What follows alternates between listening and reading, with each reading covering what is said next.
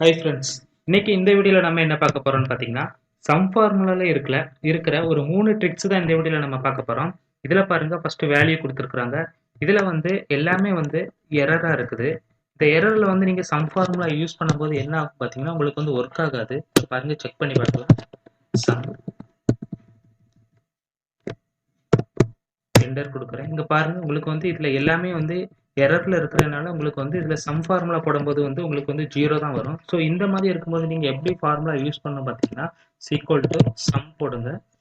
Some போட்டதுக்கப்புறம் minus minus 2 minus கொடுங்க. அதுக்கப்புறம் ஓப்பன் ப்ராக்கெட் கொடுங்க. கொடுத்ததுக்கப்புறம் இந்த காலம் எல்லாமே நீங்கள் வந்து செலக்ட் பண்ணிக்கோங்க.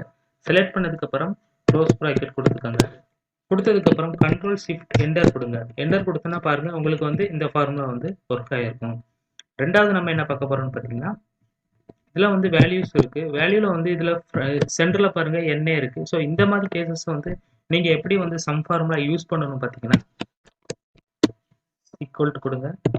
சம் சம் ஃபார்முலா யூஸ் பண்ணதுக்கு அப்புறம் இஃப் எரர் ஃபார்முலா போடுங்க.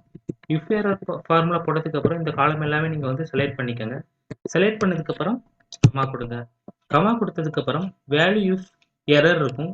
ஸோ அது வந்து டபுள் கொட்டேஷன் கொடுத்துக்கோங்க. கொடுத்ததுக்கு அப்புறம் க்ளோஸ் ப்ராக்கெட் கொடுத்துக்கோங்க. கொடுத்ததுக்கப்புறம் கண்ட்ரோல் ஷிஃப்ட் என்டர் கொடுங்க. இந்த ஃபார்முலா வந்து ஒர்க் ஆகும். நீங்கள் இதை வந்து நார்மலாக சம் ஃபார்முலா யூஸ் பண்ணும்போது உங்களுக்கு வந்து இந்த ஃபார்முலா வந்து ஒர்க் ஆகாது. இதில் பாருங்க எண்ணே வரும். ஸோ அதுக்கு வந்து நீங்கள் அந்த ஃபார்முலா யூஸ் பண்ணும்போது மட்டும்தான் உங்களுக்கு வந்து எரர் இருந்தால் கூட உங்களுக்கு வந்து ஃபார்முலா யூஸ் ஆகும். மூணாவது நம்ம என்ன பார்க்க போறோம்னு பார்த்தீங்கன்னா இதில் வந்து என்ன கேட்டிருக்காங்கன்னு பார்த்தீங்கன்னா greater than 0 and less than 0ல உள்ள வேல்யூ கேட்டிருக்காங்க. ஸோ இதில் வந்து மைனஸில் இருக்கிற வேல்யூ மட்டும் நம்ம வந்து எப்படி எடுக்கலாம் அண்ட் ப்ளஸில் இருக்கிற வேல்யூ வந்து நம்ம எப்படி எடுக்கலாங்கிறத இந்த வீடியோவில் நம்ம பார்க்க போகிறோம். இதில் பாருங்க கிரேட்டர் தன் ஈக்குவல் டு 0 இருக்குது. ஸோ இதில் வந்து நீங்கள் எப்படி யூஸ் பண்ண பார்த்தீங்கன்னா சம் ஃபார்முலா யூஸ் பண்ணுங்கள். யூஸ் பண்ணதுக்கப்புறம் இன்னொரு ப்ராக்கெட் ஓப்பன் பண்ணிக்கோங்க. ஓப்பன் பண்ணதுக்கப்புறம் இது எல்லாமே நீங்கள் வந்து செலக்ட் பண்ணிக்கோங்க. செலக்ட் பண்ணதுக்கப்புறம் செல்லை லாக் பண்ணிக்கோங்க. லாக் பண்ணதுக்கப்புறம் கிரேட்டர் தன் ஈக்குவல் டு 0 கொடுங்க. 0 கொடுத்து ப்ராக்கெட் க்ளோஸ் பண்ணுங்க.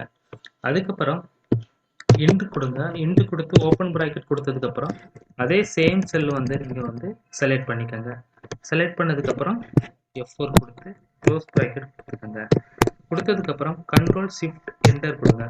என்டர் கொடுத்தீங்கன்னா இதோட கிரேட்டர் தன் ஈக்குவல் டு 0 இருக்கிறது வந்து உங்களுக்கு வந்து அதோட வேல்யூ வந்து இதில் இருக்கும். ரெண்டாவது வந்து லெஸ் தென் 0 இருக்கிறது பார்க்கலாம். மைனஸில் இருக்கிற வேல்யூ எப்படி பார்க்கணும் பார்த்தீங்கன்னா அதே சேம் ஃபார்முலா தான் பாருங்க. இதில் வந்து நம்ம கிரேட்டர் தன் ஈக்குவல் 0 கொடுத்துருக்கோம். ஸோ இதில் வந்து நீங்கள் வந்து லெஸ் தென் ஈக்குவல் டு 0 கொடுத்து கண்ட்ரோல் ஷிஃப்ட் என்டர் கொடுங்க. என்டர் கொடுத்தீங்கன்னா இந்த மாதிரி ரொம்ப சிம்பிளாக வந்து சம் ஃபார்முலா வந்து போட்டு யூஸ் பண்ணிக்கலாம்.